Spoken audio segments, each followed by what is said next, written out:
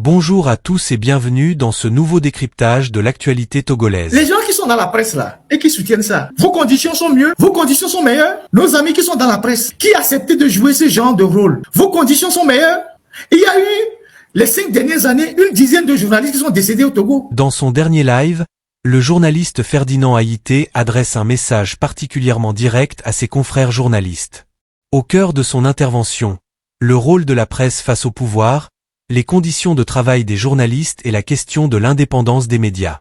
Pour Ferdinand Haïté, certains journalistes auraient choisi de se rapprocher du pouvoir ou de soutenir certaines orientations politiques pour des raisons qu'ils présentent comme liées à leurs intérêts personnels. Une attitude qu'il critique ouvertement, estimant qu'à long terme, ceux qui acceptent de fermer les yeux sur les problèmes qu'il dénonçait autrefois risquent de fragiliser leur propre profession. Son raisonnement repose sur une question simple. Quel doit être le rôle d'un journaliste lorsque la société traverse une période de forte tension politique? Doit-il simplement relayer les communications officielles? Doit-il rester en retrait? Ou doit-il exercer pleinement son rôle de contre-pouvoir en interrogeant les décisions des dirigeants? Et on a un port autonome de Lomé qui fait un chiffre d'affaires mirobolant et il n'est pas capable de payer même la nourriture pour les employés. Et vous dites qu'il ne faut pas qu'on en parle. Les gens qui sont dans la presse là et qui soutiennent ça, vos conditions sont mieux, vos conditions sont meilleures. Nos amis qui sont dans la presse, qui acceptent de jouer ce genre de rôle, vos conditions sont meilleures. Il y a eu, les 5 dernières années, une dizaine de journalistes qui sont décédés au Togo. Grâce à cause de la misère, à cause des conditions. À cause des conditions difficiles de la presse. Les gens sont dans la presse, ils travaillent des années, ils n'ont pas de sécurité sociale, ils n'ont pas de retraite, ils n'ont rien. Et c'est ce que vos frères sont en train de vivre au port. Si vous ne pouvez pas les soutenir, pourquoi vous soutenez leur bourreau? Pourquoi vous les chargez? Pourquoi vous les chargez? Alors que vous, vos conditions ne sont pas meilleures. Vos conditions sont encore plus exécrables. Les journalistes qu'on a perdus les 10 dernières années, c'est à cause des conditions de travail qu'ils sont morts. Certains n'avaient même pas de moyens pour acheter des médicaments. Mais c'est vous, parce qu'on vous a glissé peut-être un peu d'argent et que vous chargez les grévistes.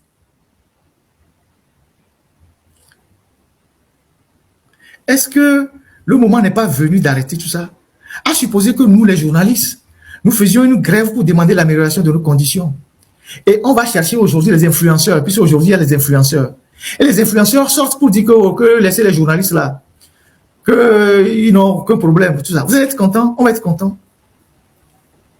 À Mokolo, dans le port, les fous, à Messia, mes deux va mêler les fous. Chacun d'entre nous a un parent là-bas, un frère là-bas. Vous êtes content de leurs conditions?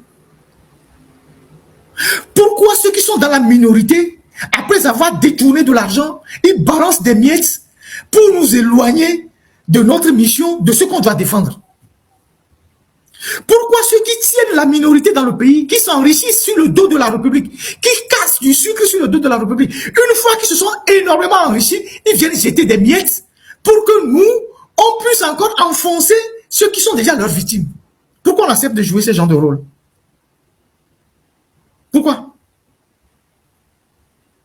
Si nous faisons des choses comme ça, ce que vous appelez même les autorités là-bas n'auront même pas de responsabilité, ils n'auront même pas de considération pour vous. La preuve aujourd'hui, ils considèrent beaucoup plus même les influenceurs que vous. Et on a vu les communiqués qui sont sortis pour essayer de rappeler à la HAC que bon, les influenceurs ne sont pas des journalistes. Ça veut dire que vous comprenez que le métier est menacé.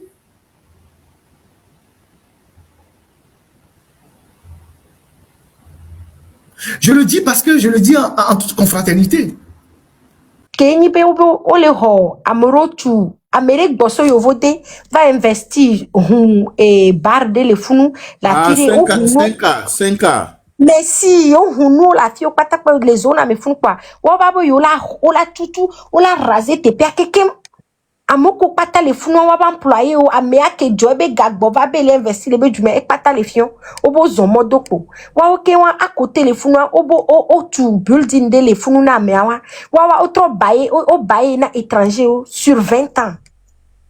Et comme bête puis que le funu me le funu o le en sécurité sur 20 ans va au du me vie que tu nous au côté le funu Otono o le tono wabe obena odola raser la jo. Ameria keve jobe gabe je retourne au pays. Obe no wokwa. Zozo on a notre ami be rentrer investir. Vous pouvez changer le pays. Ame wabe soebe gajojo quelqu'un va investir. Tu nous lebe jume webe et dans vio sous bon c'est plus de 15 be blonho. Et bon le tono be et noa quelqu'un ma yo d'aba raser sans aucune solution, sans aucune okenya trop so tepe anami, sans voir miawe sa terrain na oke o mi o terrain kaka wo loti kaka wo toi tampon kaka wo no pata lenti ko na sande.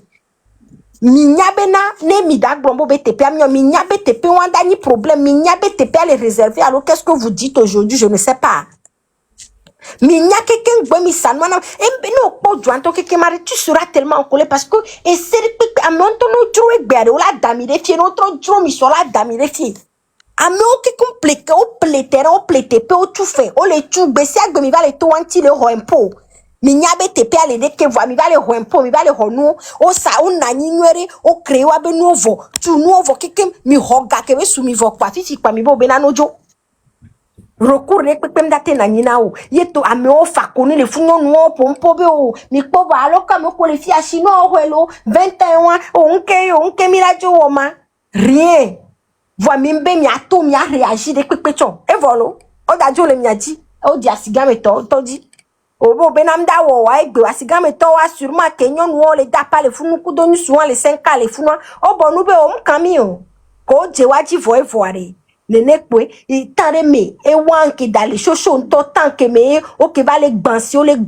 le funu mi dapa kaka mi dapa ame alabe mi e ba si o le gban ame alabe mi e be moto le gban o bonu kaka ko o voire o va do 5-14 fifi o va do asigan me todi c'est benade le silence ne protège pas e comme le dit la gbon la bonu be nyam kanwade e la va do hormone kokokokoko o mamare la va do hormone nem do hormone be na omle sanu la simiade e la do hormone be na esro omle podo peut-être ade et vieux que va là dans le 5 ayo nyawa peut-être ade et vieux ya ke fofu ke la divia kondim c'est ende pepe le rallier le joame quoi o le ko la tote ase veve ku no viwa o la bo be no ben ko le do tonya di o nya tonya pomleti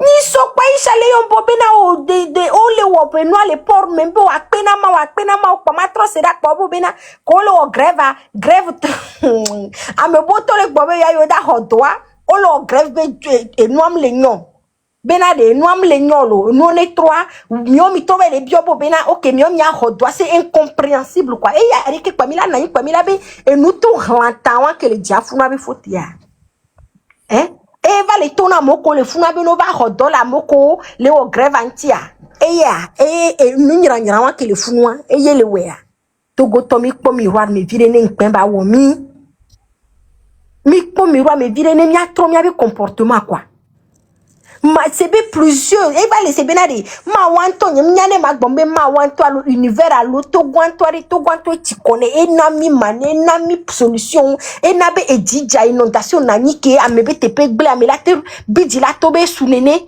tepe mdala signo irrigation système le rien et gbeare ani gbanto la nya benade enu ala o de kebe no pompo enu vari ejo va ti to gwanto to gwam danyare ke bela o la to la mi be ti kona yo kwa nya sauver yo et tu connais yo sebe to gwanto de ne to gonto la te pompo de la tona mia to go vio benade mi gui c'est comme mi gui kocha quoi et les prêts la nami de pepe et les nami phosphate le no le de douanto de cavari to gwa d'aller sebe o no pas les filles on avait cuit les filles va et d'aller les nami les bonami benade awo et vignom le ne mia patamia douvoire mimte les seo les dollars va découvrir hors les filles et sont là découvrir les filles Togo vite que do port que et noir et du quelqu'un qu'on la côté à Burkina au Ghana wa pata coiffeuse de les filles à Ghana Togo va plein d'années bombe nous pour les Togo n'y tombe les là bro why do you wanna buy it's Togo everything is cheap over there et les cheap parce mieux même do on les bombe polo on va plein d'années va plus avec ses rôtis va Togo vient tombe les du parce que et gamme les circuler jamais et gamme la si ou la pleu to amere la to jume coiffeuse be plein na mèche la sigame les mia bofunu et to la bobena o 1000 francs c'est pas so cheap et ponto va Togo vino to na bolé ça et da 1000 francs de Togo villa il a un villa bien né Parce que et gamme les circulo en tout 1000 francs wam les toba duno. Amero le no bio fi fidien c'est que maman rebene e gbe po 200 les doit imolu pevo et dak pena ma on. Fike be la ko 1000 francs le voit du bout et to ko la côté et galé circuler le wabe djumi. Il voit rien wa ou la sanou roti ou la sanou tellement que nous va djwa me va plein nous les miagware. Autre djwa ou la ve c'est double le prix et gano snip ne ivoirien sapérique 150 300 400 000 à mo plein au dena parce que et galé circuler voit Togo to que spimi gnto tom le tourner c'est quand 2500 le plus bas de la sous-région Animiao. Même et noir étudiant burkinabé au les Hogaou. Blobé du monde. Du monde alors ah merci du monde. Même étudiant burkinabé les ho plus que au Togo to que les ho doit étudiant burkinabé les ho 100 000 par mois. Au Togo to on te les hospimig ntocho on hospimiglo ameke grombe spimiga ame avec une entreprise là de chikope be so ho ma plus on be les ho godevia me les tu 52 000 na mo. Va eve so ciseaux on kume nyanya ke mi ko les fou. Beti tebe bele entreprise namia be na Togo toa et fait que bele tuna mo le funa elle en bas du spimig c'est bien de nkemi dato te ko be du yala wona mi ma o Togo te tikona Togo la Togo ma date wo ou de que c'est togolais on to fond c'est bien ça sert à quoi nke Togo la dawoko et jagbagba et noagbe et essayer gaya me fi yare agbele voler parce que même les protéger ressources les pepem le jagbele kekem goudron et into les CVV et be vio be hule kore ani gba gbesi agbe fipo de beni le nyakata nyati enti mim le voa me le duta me la fi pepedi et no ale wo do de nyakata mi do dépression va le nyame parce que to wa le doya voa de nemi do moire et tala nya benade e be vio ko le do me are kafra nem ni turu om dako ndani ku ni turu gbesi agbe combien de morts par jour le Togo yo et moi mignon Aningba egbe olabi camion y avait l'onu yareke et hu y avait odeke to gwanto le ho et puis viobe hu les CVV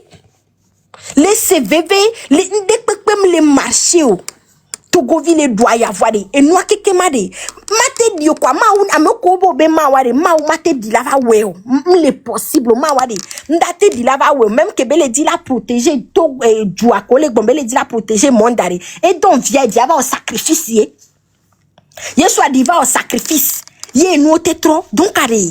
On to chondo la au sacrifice là. Odola wonde na kakade ou dina juo quoi. Amisa me non a très rapide la bidi bobena. Oh, nke ole renier togo man nke o ze passeport fifiade. Fifia wo ko jo lon jua den ko le wo so juanti o wo comme le dibena no ze passeport o comme le dibeno nke wo le wo so li do bubu e juyo. Nke le wo so le pe changement. C'est de l'hypocrisie. C'est bien des noirs qui kemare nem le quoi de l'anyemele ou do denam quoi. Il faut que mia réagisse chacun de son côté. On ne te dit pas de donner plus que ce que tu as en toi. Voilà où tu en as dit. Ne ola dapa benade suneni ari adapa. Ne ola nasi amekebe suneni kaka ameate dapa. Ye oglomele ve ola no funu bia ofofo nusi ari. O chan woto.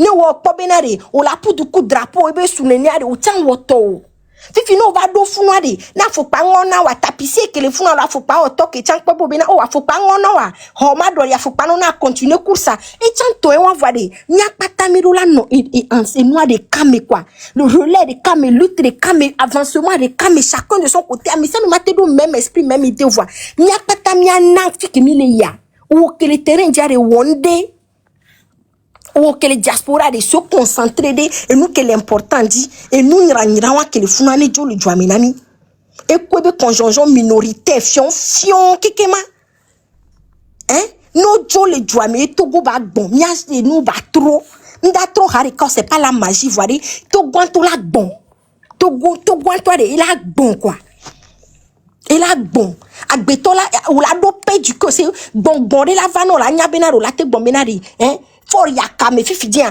american da drojo c'est on les gwen même na dolo o chane o la titi tra gwen ma dolo ma mere et want to chane c'est une paix et doanto la bon quoi gameri mi fipo dedede et mi amere o mi wa amogo ambobena over minda bidio ma chute fifi dia parce que nya soubon le rolomena menacia minda bidio amero Allô. oui. Ok. Amero Bonabena, oh, di nous les colonnes de la peur de nous. Mile d'adje. Peut-être c'est vrai, mais moi je pense que tu mens parce que dès que manu a home, mania, par exemple, la souhe, le tonam bena, et sronye, dis-nous la home, n'y tom nyabe, dis-nous la home, kwa nyem dave fou, nyem ave yo famille, nye bena mi va nya fou. E gomben, dès qu'on la bo sac bedo, vom teve le de et bois les fous, on to nya vobe les fous, c'est de la comédie. C'est de la comédie. Normalement, qu'on y a les founois, on y a besoin les nabena, on te les tito, waouh, on y a besoin les nabena, to tom, on te les tito, même le rassemblement, il y avait fouille. Ce sont des excuses sur des excuses sur des excuses. Amérique pépé, excuses sur excuses sur excuses. Mi les dos VV c'est sénamia donc mi les dos VV c'est sénatogua mi les dos VV c'est je ne sais même pas quoi dire parce qu'on ne veut pas réagir, on ne veut pas agir, on ne veut pas parler, on ne veut pas faire notre part.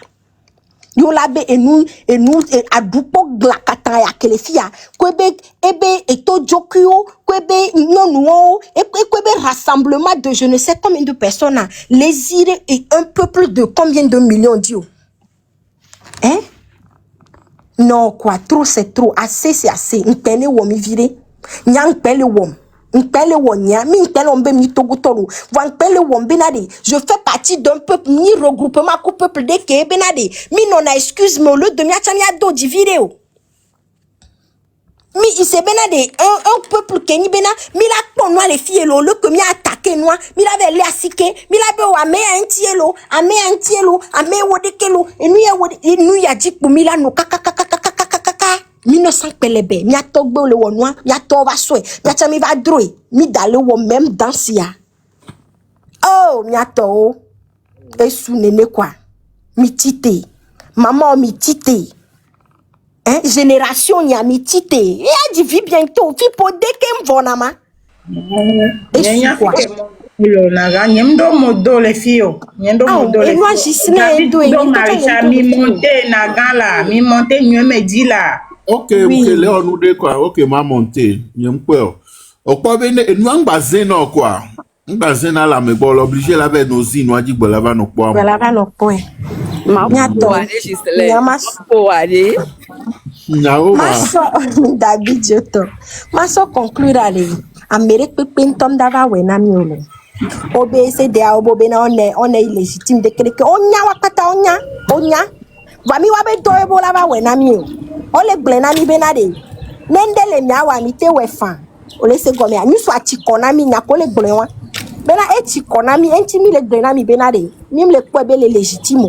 Vade omni to be vio. C'est que ça mi gona bena bukina be orola ba pro edemi, ame orola ba edemi. Obu fendomi a. Ko le we are mi be we kuwa.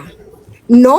Achele me kukuma hogbe la si omi TV si ambado do me mjato do dia. Ah OK, vas-y.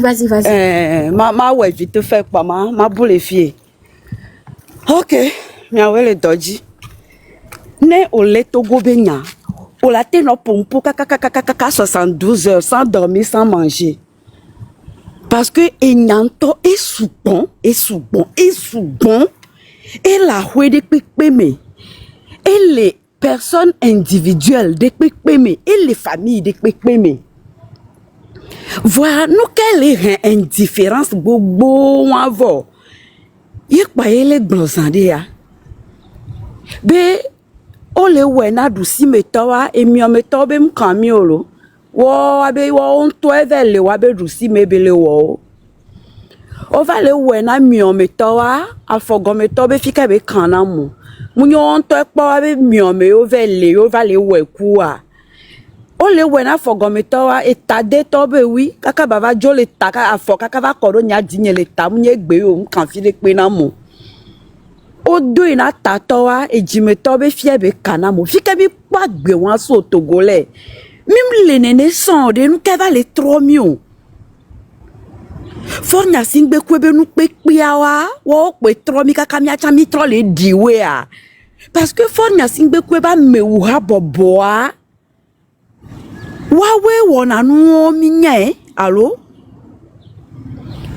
togolais a novisi belene ndon kube mi abe devi mea no be mama olele do o hwedo to kun ebe kondia mi abe parents zona so pali me va kpona mi agba tro zona jone alom dadia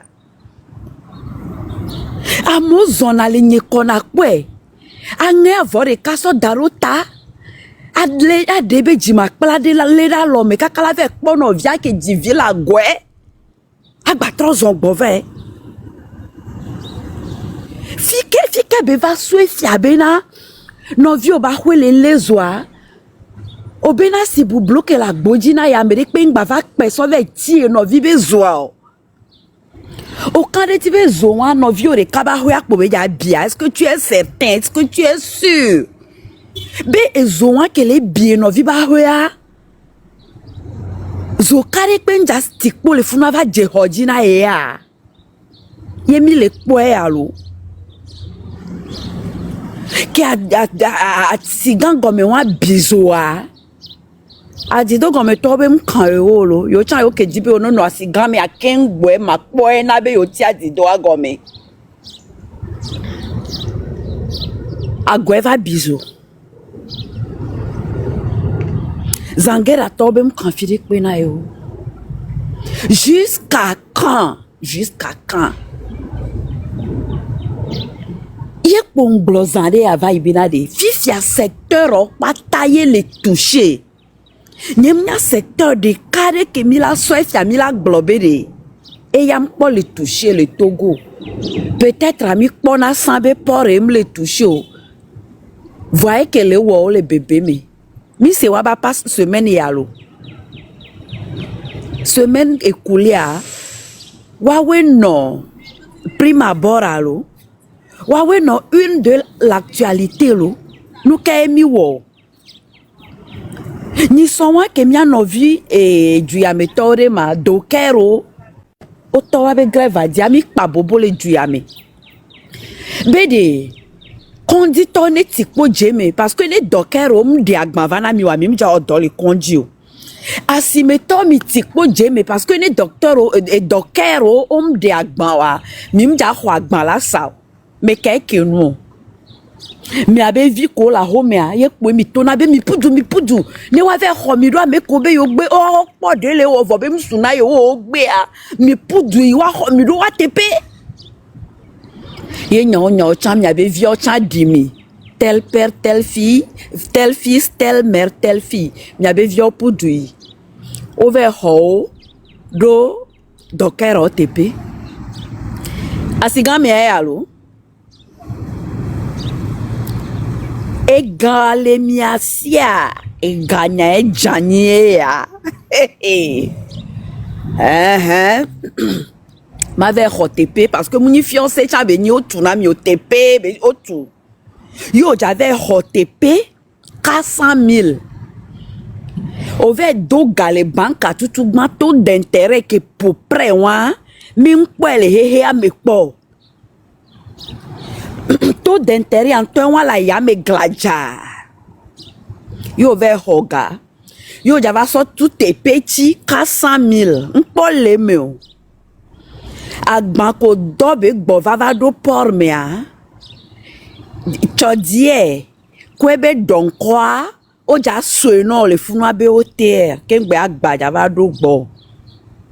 Agban va do gboa. D'ailleurs, tricycle que koko agban le port agbon en tochan o terre agba ja tro sonne. Kebe va do gbo la siamea o terre agba ja sonne.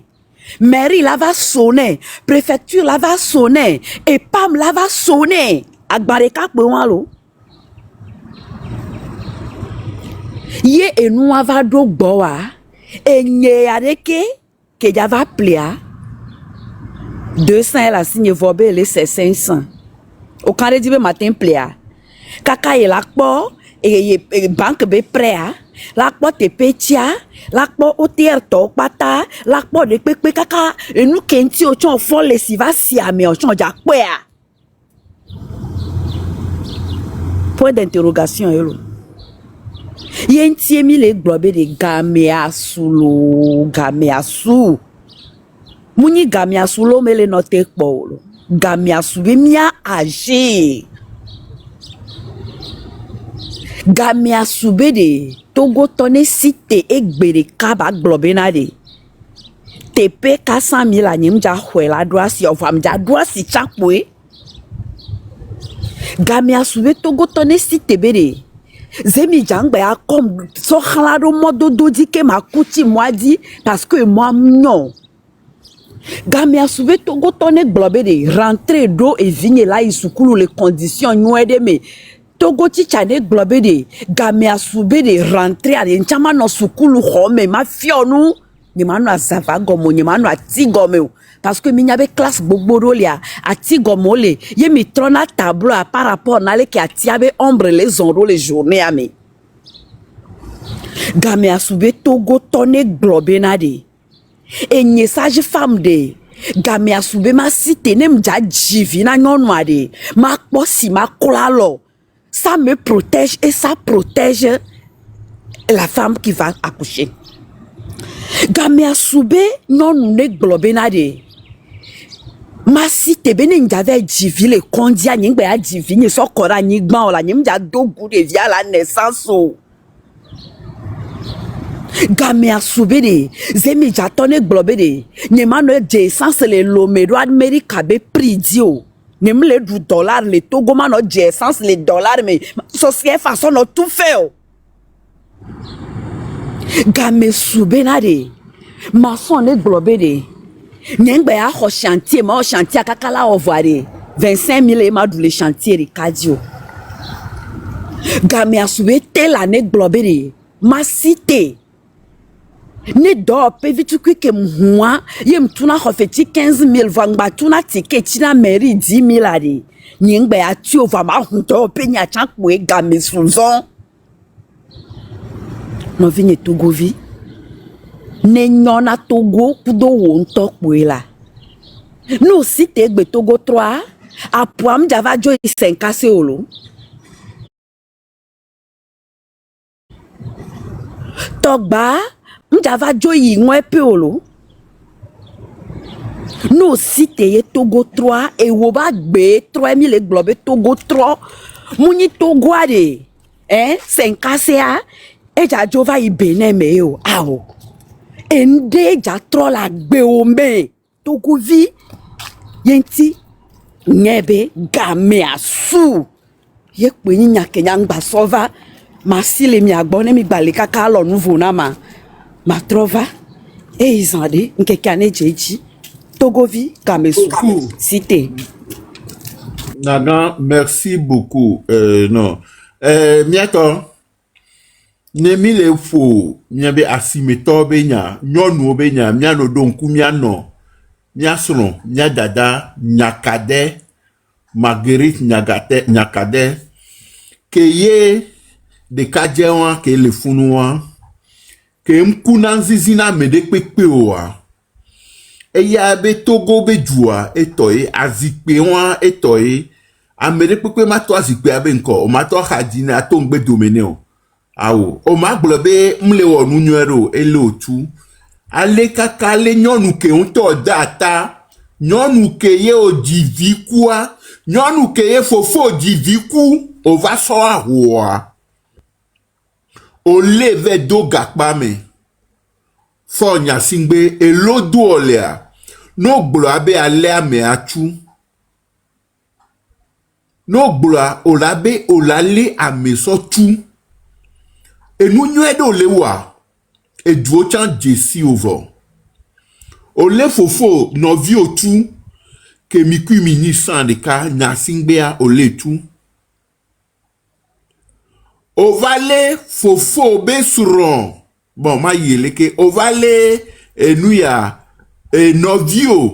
novio besron sotu be non assistance à personne en danger et na yeba meku kondika ochudaro duame mo de kakwedo e chambre médicalisée le Togo a fonya singbe mo de kakwedo hélico médicalisé a Nya madwe parce que wa o le mia me nene ke wa tono na mia me o travers una zozo we won madwe o la tête net ça c'est auto be fo ne jo mianto uni mi le gbo be fo ne jo imagine mianto uni mi be fo ne jo egble keke we Ide amle malio que quand vous t'avez sorti allez y avait yo la toi à toi bien te me pour aller jo e chico Mitro tati neva ne va ne yebe na di benya bon min ko ne nya o kombel ke unir ne me se unir ben ko am irrité nam quoi enti me doit me voir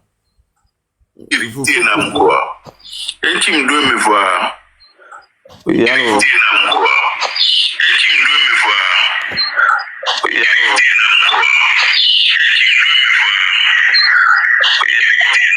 D'ailleurs, pas micro à bon, pas micro à bon le.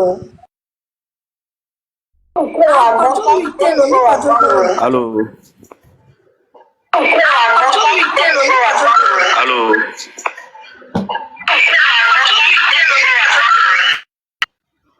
Allô.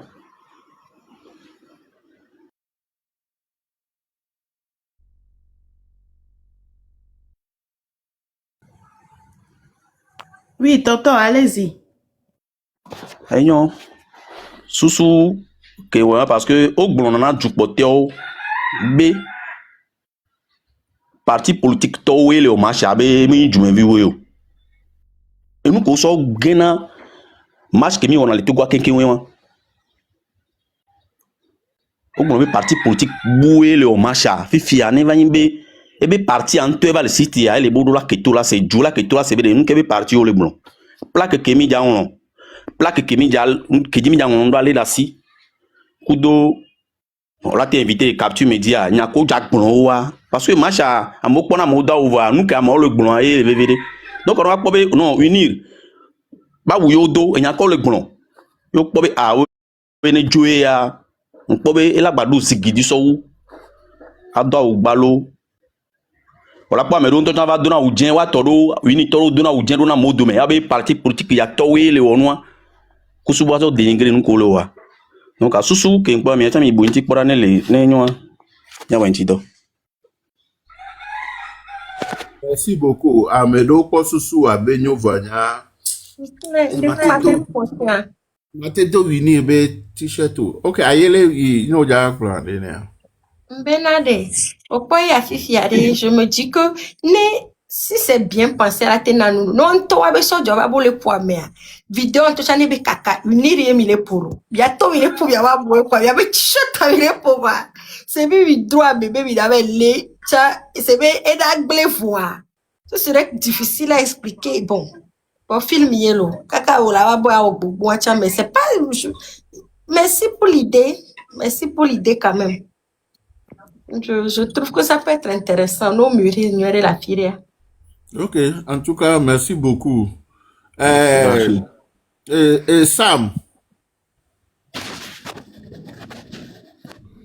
Sam, egbe ale gboro.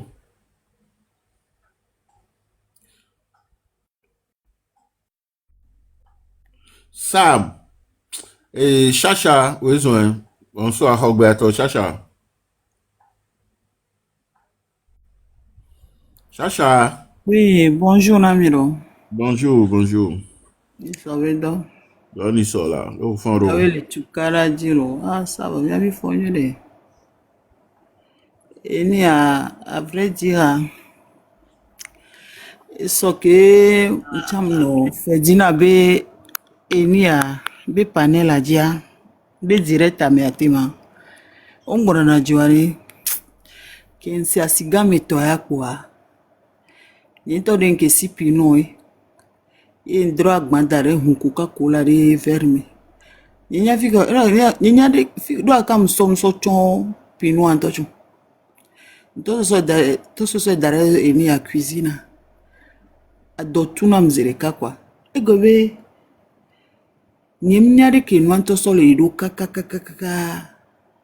ye Togo to le chitire wa novium chinene.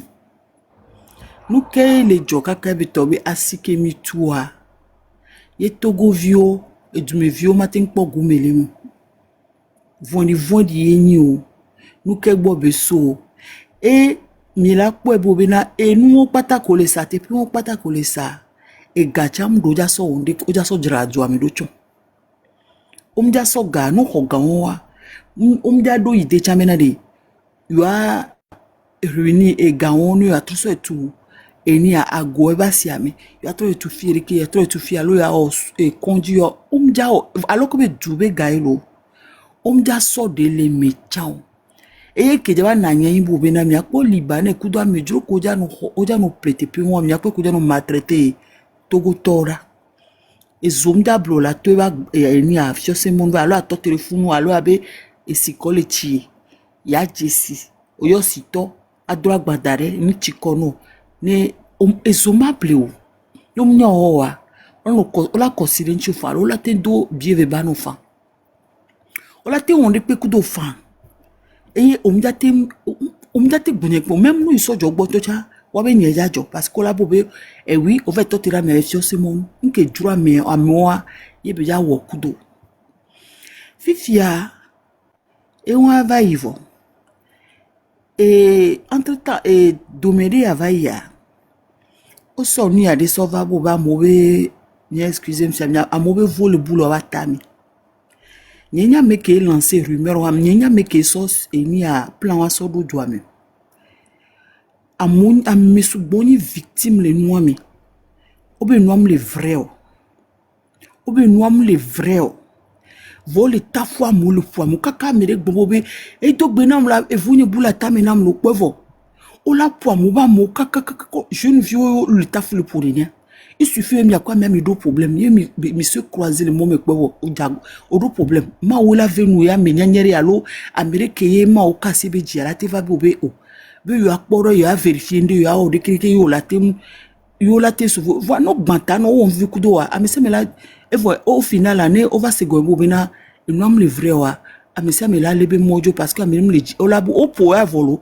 après la bobe yo me le jignolo ne soja wa varikia o la le yolo amese la vladu o mjanya me ke gbanta na o mjanya me ke so mso tonku na o mjanya me ke so ka classe to kwa obe du nyabe duwa et les nignons nyabe duwa de c'est comme si comme nyabe duwa soyi benigla me da dila nyabe duwari nyabe togo be duwari o placé da dakami koko le benigla me da j'avais dit espoir vire que les nomia siari et les iberi aw pa duari ma tona iberi ma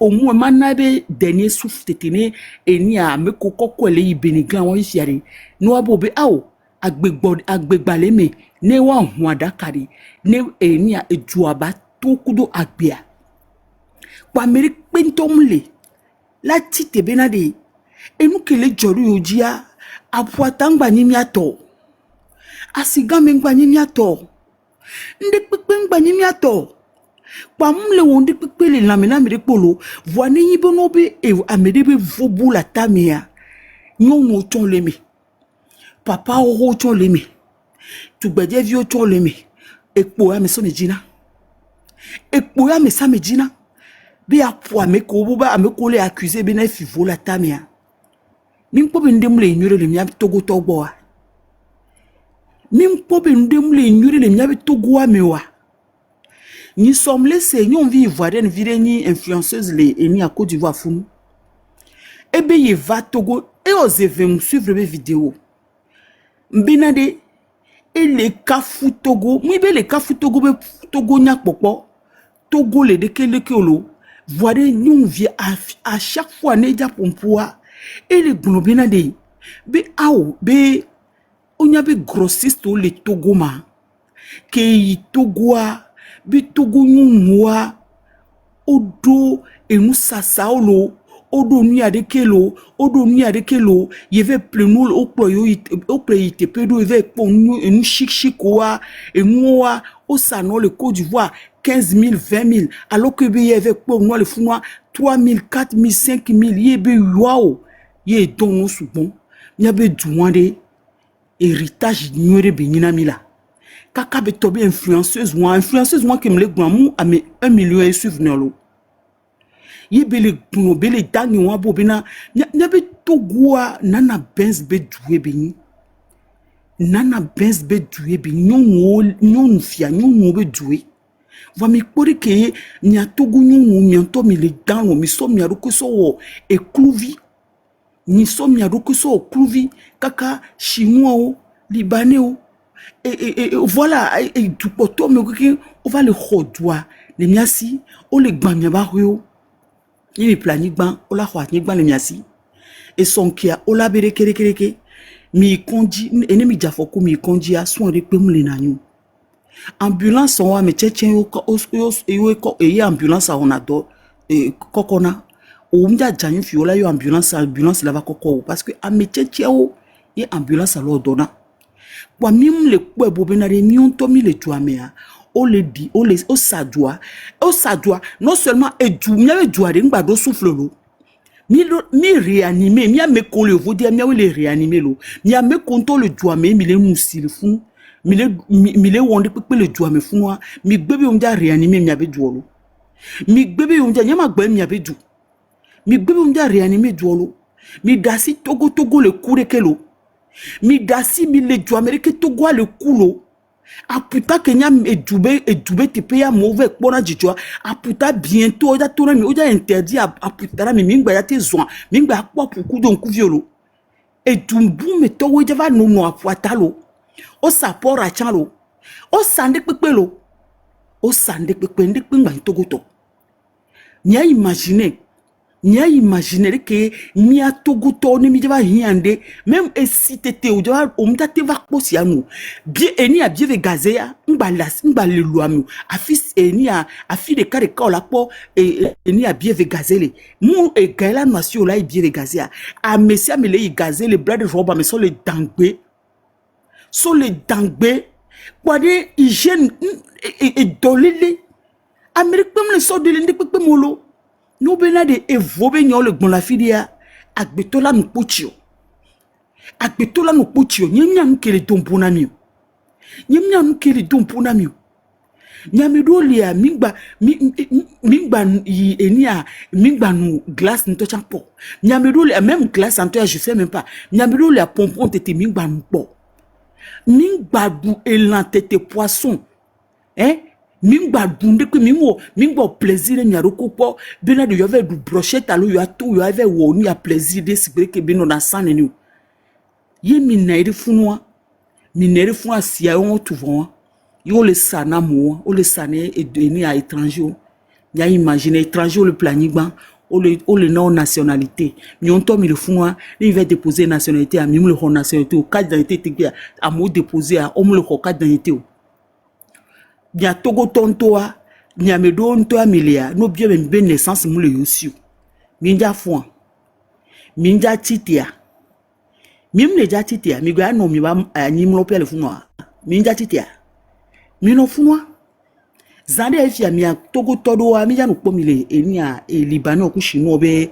magasin mi ja no koko agban nyame o pata mi ho enia mi do licence lo mi sukulu zande ya nene be ja niwa mne mbena ni yo viona minwa mi ami son ku da mi no pomi mi le pompo lu ka ke voire mi ya son ku vi so dare anu pomi ma woni nya be temu be mi mle da si ma woni nya be temu be na de mi mle da asire nya yon chi fian fito ko le douadia mi le po be vire le lo ami funwa o be vio pata le yuvode non seulement muy bo le vodo plaho no le mu be mi o hare me to ke mi on to va plein va hayana ho alo on to va hon ka va twa ho va plaho Wora obe junto gadu ko le wasi le filles cuisinier o le wasi cuisinier chauffeur ndek pepe le wasi ndek pepe mhiao jusqu'à ola so tadu la nimba wabe jime viwa égal au préparer gardien de vion et tu be gayo so le on pata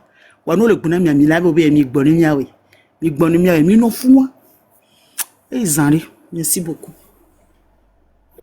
Chacha, mekele funo, mekele mpo hogbo, mekele dila hogbo. Aele, dila hoya. Mpo tata pisi. Ok, vas-y Aele. Ah, maintenant, me boute pompo fano, nyamle. Oui, vas-y. Benade. Tata, loving la hoya. Aïe là. Vale, ella queda que glo. Niato, mama o, kao togo ton generally magbo. Et nous, c'est benade. Et nous, souvent, les jore mianti, même nya fi kento chamila kenso. Et puis, quand va n'enclifia aussi fia, o lakpo, o be fia de kia, o le hote pea. Et nous, rien que va pas, n'y avait journaliste ou que le Togo, désolé, j'ai oublié son nom, Minda Bidio, nous le rattrapage. Kenyi be o le ho, amorotu, Amérique bosso yo vote, va investir, bar de le funu, la tire, 5K.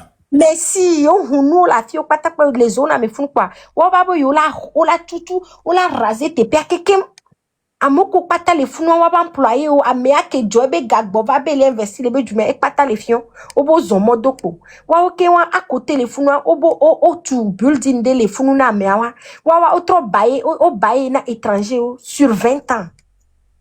Et comme bête peu que les fous mais on les fous on les en sécurité sur 20 ans va au jumevi que tu nous au cola côté les fous otono o le tono wabe obena odola raser la jo ameria ke be jobe gabe je retourne no pays obe no wokwa zozo ona no tona mi be rentrer investir vous pouvez changer le pays ame wa be so be gajojo ke va investir tu nous le be jume webe et do vio subo c'est plus de 15 be blon ho. Et dans le tournoi et nous quelqu'un yo d'aba rasé sans aucune solution sans aucune okenya to so tepe anami sans voir mia we sa terrain na o ke o mi o terrain ka ko loti ka ko to tampon ka ko no pata lenti ko na sande mi nyabe na ne mi dag blombo be tepe ami mi nyabe tepe wanda ni problème mi nyabe tepe à les réserver alors qu'est-ce que vous dites aujourd'hui je ne sais pas.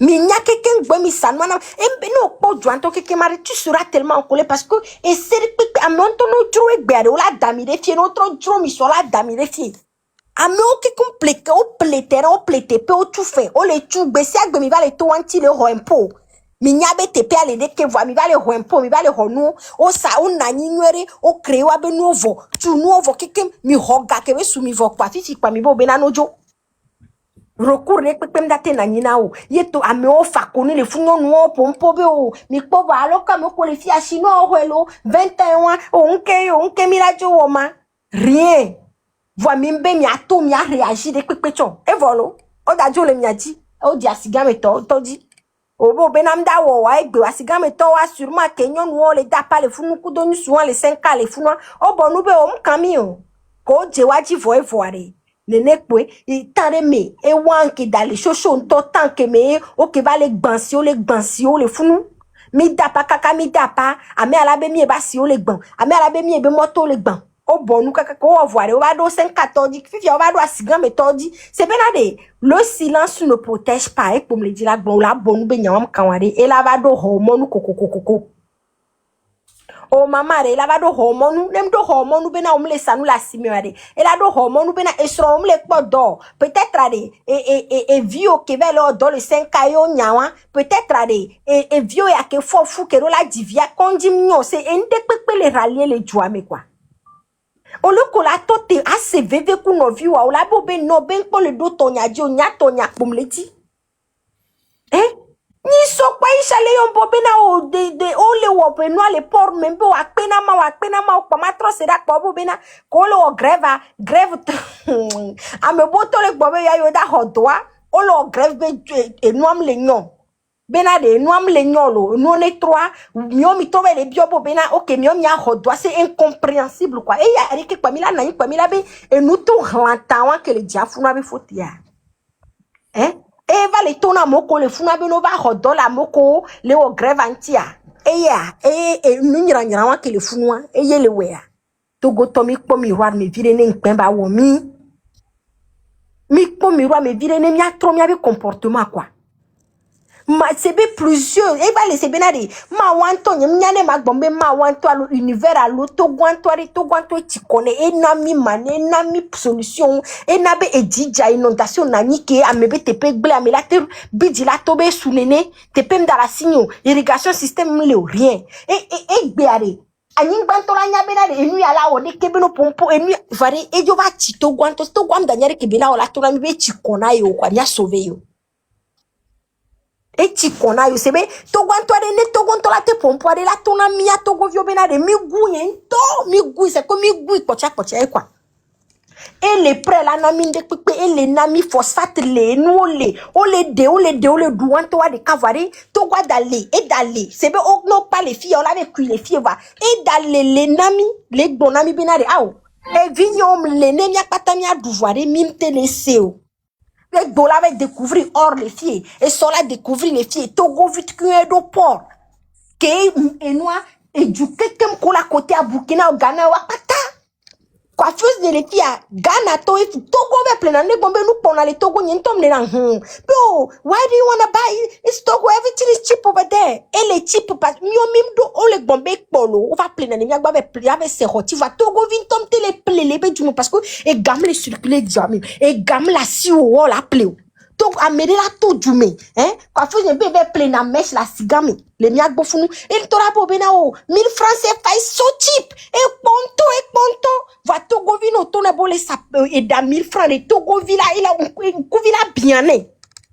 Parce que, et gamme les circulo, et tout à 1000 francs, on les toba dounou. Amero, le no bio fifi bien, c'est que maman a rebéné, et pour 200 les doigts, il m'a loupé, et dak penamaon. Fike bela pour 1000 francs le voie du bout et to la côté et galé circuler le wabe djumé ivoirien ou la sanou roti ou la sanou tellement que nous va djouame va plein nous les miagwari autre djoua ou la c'est double le prix et gano snip ne ivoirien sa périque 150 300 400 000 à mon plein au dena parce que et galé circuler va Togo to qui spimi gnta tom le tourner c'est quand 2500 le plus bas de la sous-région animiao même et noir étudiant burkinabé au les globé du monde. Du monde alors merci du monde. Même étudiant burkinabé les plus que au Togo to que les doit étudiant burkinabé les 100 000 par mois. Au Togo to mte les hospimig on hospimiglo a mec que grombe spimiga a me avait une entreprise là de tu copé so homa plus obele o godevia me les tu 52 000 na mo. Va so ciseaux un comme nyanya que me les les fou. Beti tebe bele entreprise na mia be na Togo toa e fait que bele tuna mo le funa ele en bas du spimig c'est bien de nkemi dato te ko be juyala wona mi ma o Togo te chikona Togo la Togo ma date wo de que c'est togolais on to fond c'est bien ça sert à quoi nke Togo la dawoko et jagbagba et noagbe et essayer gaya me fi yare agbele voler parce que même les protéger ressources les pepem le jagbele kekem goudron et into les CVV et be vio be hule coré ani gba gbesi agbe fi podé beni le nyakata nyati enti mim le voix mais le duta mais la fi peperi et no ale wo do de nyakata mi do dépression va le nyame parce que to wa le doya voire ne mi do moire et tala nya benade e be vio ko le do me are kafla ne mi turu om dako ndani ku ni tulu gbesi agbe combien de morts par jour le Togo et moi mignon ani gba egbe olabi camion y avait l'onu yarike et hu y avait odeki to gwanto le ho et puis vio be hu les CVV les ndepepem les marchés Togo ville doit y avoir et noa kekemade mate dio kwa ma un ameko bo be ma ware ma u mate di lava we le possible ma ware ndate di lava we même que bele di la protéger to dua kole bombele di la protéger mondare et donc via di avoir un sacrifice Yesu adiva au sacrifice. Ye nous te trop donc allez. On to chondo la au sacrifice là. Odola wonde na kakade udina juo quoi. Amisa mais non a très rapide la bidibo bena oh nke o le renier Togo manke o ze passeport fifiade. Fifia wo ko jo lonjwa den ko le wo so juanti o wo comme le dibena no ze passeport comme le dibeno nke wo le wo so le do bubu ejuyo. Nko le wo so le pe changement. C'est de l'hypocrisie. C'est bien de nous en qui mari n'aime les quoi de l'anyemele ou do denam quoi. Il faut que mia réagisse chacun de son côté. On ne te dit pas de donner plus que ce que tu as en toi. Voir autant nadi. Ne ola dapa benade suneni ari adapa. Ne ola nasi amekebe suneni kaka ameate dapa. Ye oglomele ve ola no funu bia ofofo nusi ari. Autant woto. Ne wo po benare o la pudu ku drapeau ebe suneni ari o tan woto Fifi no va do funwa de na faut pas ngona wa tapisser que le funwa la faut pas auto que tiens pas bobena o faut pas ngona wa ho ma do ya faut pas non na continuer course et tiens to e wa voir de nya pata mirula no et noir de camé quoi le relais de camé lutte de camé avancement de camé chacun de son côté mais ça me mate do même esprit même idée voix nya pata mia na fi que mi le ya ou que le terrain diare wonde ou que les diaspora de se concentrer et nous que l'important dit et nous n'ira que le funane jo le joamenami et quoi be conjonction minoritaire fion kekema hein no jo le joame to go ba bon mias de nous ba trop nda trop harika c'est pas la magie voyez to gwanto la bon to gwanto de il a bon quoi il a bon agbetola ou la do pe du que c'est bon de la vano la nya benaro la te bon benari hein for yaka me fifi dia american da drojo c'est on les gwen même la dolo o chane o la titi tra gwen ma dolo ma mere et want to chane c'est une paix et jointo la bon quoi gameri mi fipo dedede et mi amere o mi wa amogo ambo bena over minda bidio ma chute fifi dia parce que nya subon le rolomena menacia minda bidio amero Hello. oui. Ok. Amero Bonabena ou dit nous les colonnes de la peur de nous. Mille d'adje. Mais peut-être c'est vraiment moi je pense que tu mens parce que dès que manu a homi mania par exemple la souho le tonam bena et srogné dit nous la homi nyentom nyabe dit nous la homi kwa nyem dabe fou nyem ave yo famille nyebena mi ba nya fou. E gomben de collabo sagbe do vom tevele de e bois les fous on to nya vobe les fous c'est de la comédie. C'est de la comédie. Normalement, qu'on y a les founois, on y a nous les nabena, on te les tito, on y a nous les nabena, yato gotom, on te les tito, qu'est-ce même le rassemblement, il y avait fouille. Ce sont des excuses sur des excuses sur des excuses. Amérique pipi, excuses sur excuses, mille do VVC, c'est na miado ko mille do VVC, c'est na togwa mille do VVC, je ne sais même pas quoi dire parce qu'on ne veut pas réagir, on ne veut pas agir, on ne veut pas parler, on ne veut pas faire notre part.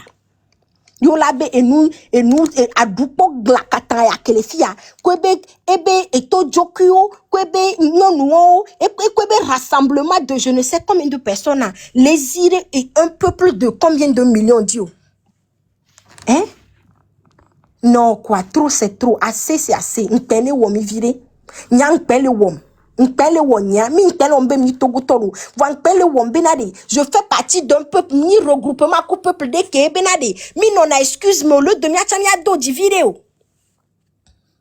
mi ise benade un peuple ke ni bena mi la pon noir les filles lo le que mi attaquer noir mi la ve le asike mi la be o ame antielo ame wodekelo enu ya jipu mi la no kaka 1900 pelebe mi atogbe le wonwa ya to va soe mi atami va droit mi dale wo même danse ya oh mi ato esu nene quoi mi tite maman mi tite hein génération ya mi tite et a dit vi bientôt fi po deke mvonama esu quoi Ilo naga nyemdo modo le fio nyendo modo le moi jisne do donc Marisha mi monte naga la mi monte nyeme di la. Ok, oui. Ok, là, on nous dit quoi? Ok, m'a monté. Y'aime quoi?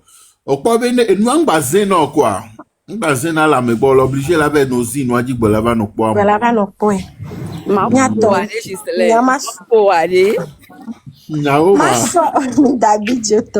Ma so conclure, allez.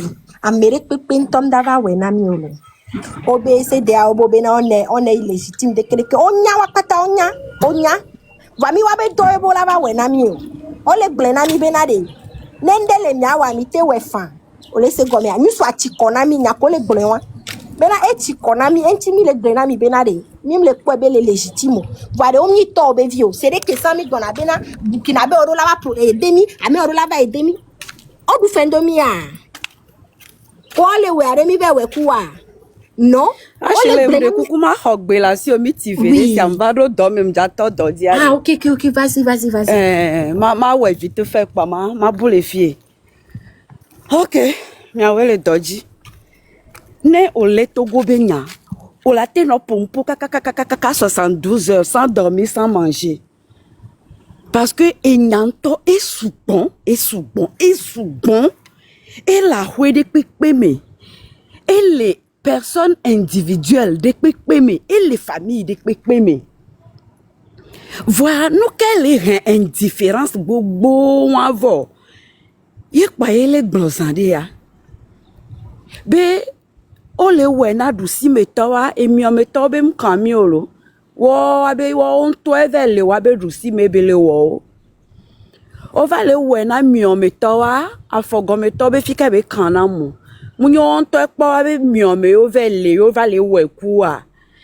O le wena fogometawa etade tobe wi kaka baba jo le taka afo kaka va koro nya dinye le tam nye gbe o kan fi le pe na mo o do ina tatowa ejimetobe fie be kana mo fi ke bi pa gbe wan so togolais mim le nene son de nu ke va le 3 millions fornya singbe kwebe nu pe piawa wo pe 3 mi kaka mi acha mi tro le diwe a parce que fornya singbe kweba me uha boboa Wawe wona nuo minye allo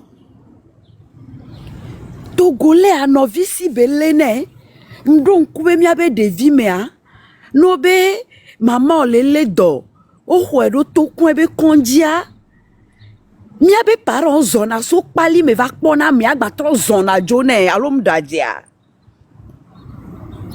amo zona le nyekona kwe ange avore kaso darota Adebe jima kpala de la leda lo me kakala ve kpono via ke divi la gwe agba zon gbove fike be va sue fiabena no vi oba hwele lezoa obena si bu bloquer la gbojina ya mere pe ngba va pe so ve ti no vi be zoa o quand tu be zoa no vi o de kaba hwe akpo be ja bia est-ce que tu es certain est-ce que tu es sûr Be ezoan kele bien no viba hoya zo kare penja stick po le funa va je hodina ya yemi le poe alo ke a sigan gome wa bizoa a dido gome tobe mkan eolo yo chan yo ke jibe ono no asigan me akengwe ma poe na be yo ti a dido agome agwe va bizo Zangera tobem confidé kwena yo. Jusqu'à quand? Jusqu'à quand? Yé pon glosande ava ibinade. Fifia secteur o pataye le toucher.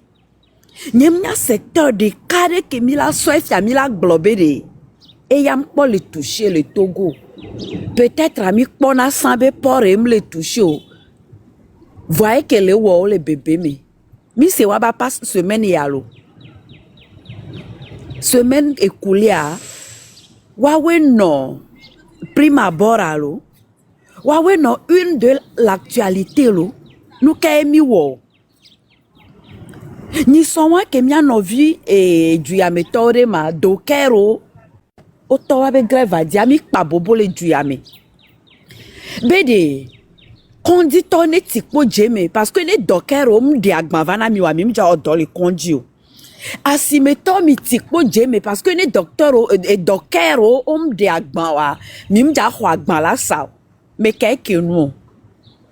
Mi abe vi ko la homea ye po mi tona be mi pudu ne wa ve ho mi do me ko be yo gbe o po de le o vo be mi suna yo o gbe a mi pudu yi wa ho mi do wa tepe. Ye nyo cham ya be vio cha dimi tel père telle fille tel fils telle mère telle fille nya be vio pudui over ho do dokero tepe asigame alo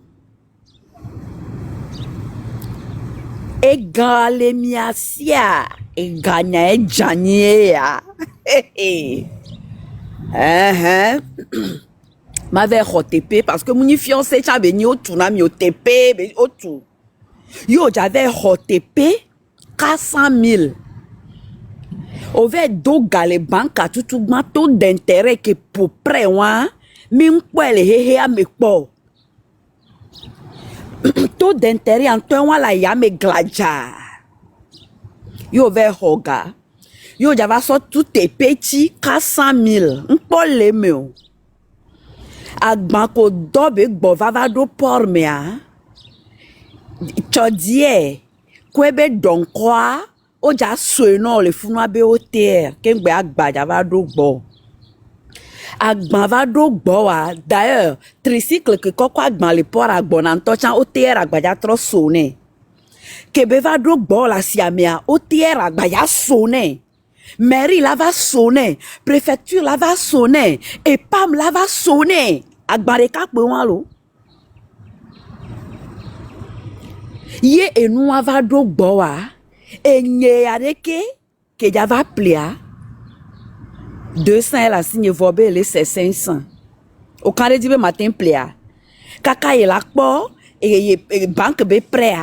Lakpo te petia, lakpo otier to pata, lakpo de pepe kaka, et nous kenti o chon fon le si va si ame o chon jakwea. Point d'interrogation yelo. Yenti mi le globe de gameasu lo, gameasu. Muni gameasu lo me le note kpo lo. Gameasu be mia age. Gameasu be de Togo tone site egbere kaba globe na de. Tepe 400,000 a nyemja hwela droasi of amja droasi chakwe. Gameasu be Togo tone site be de. Zemi jangbe a comme so khalado modo dodi ke ma kuti mwadi parce que moi non. Gameasu be Togo tone globe de rentrer d'eau et vigne là isukulu les conditions nouede me. Togo tichane globe de Gameasu be de rentrer à nchama no sukulu home ma fionu ni manu a zavagomo ni manu a tigome parce que mi nyabe classe bogboro lia a tigomo le ye mi trona tableau à par rapport na le ki a tiabe ombre les onro les journées à me Gameasu be Togo tonne globe na de et nye sage femme de Gameasu be ma cité nem ja jivi na nyonwa de ma posi ma kolalo. Ça me protège et ça protège la femme qui va accoucher. Gameasu be non ne globe na de. Ma cité bene njave jivi le kondia nyingbe ya jivi ni sokora nyigban ola nyimja dogu de via la naissance o. Gameasu be de zemi jatone globe de nyemano de essence le lomedo America be pridio.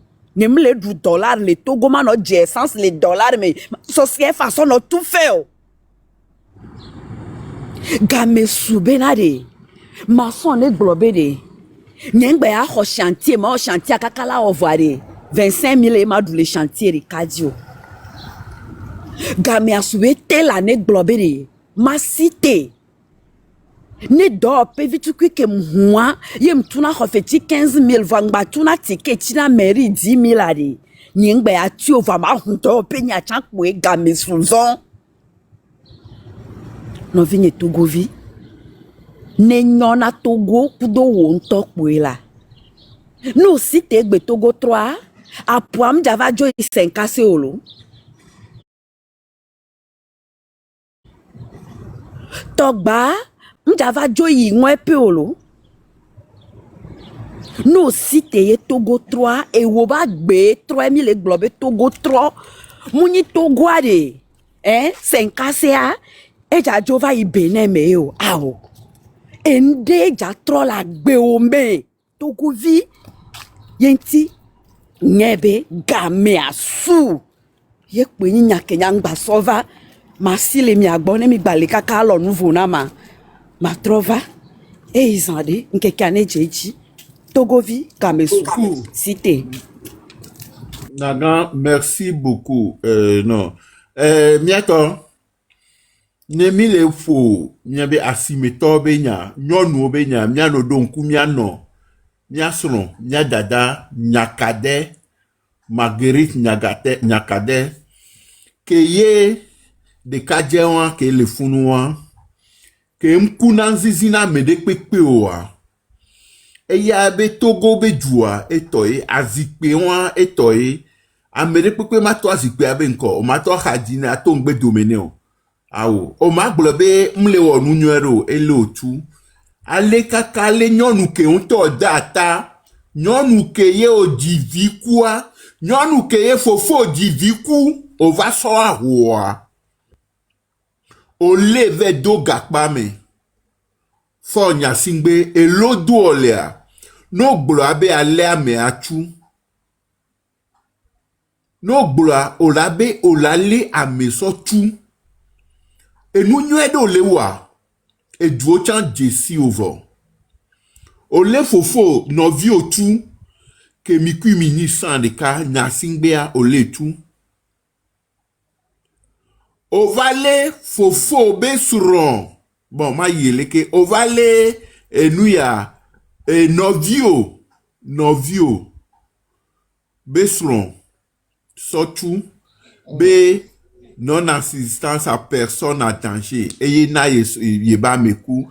Kondika otudaro douameo. Mo de kakwedo e chambre médicalisée le Togo a. Fonya singbe. Mo de kakwedo hélico médicalisé a.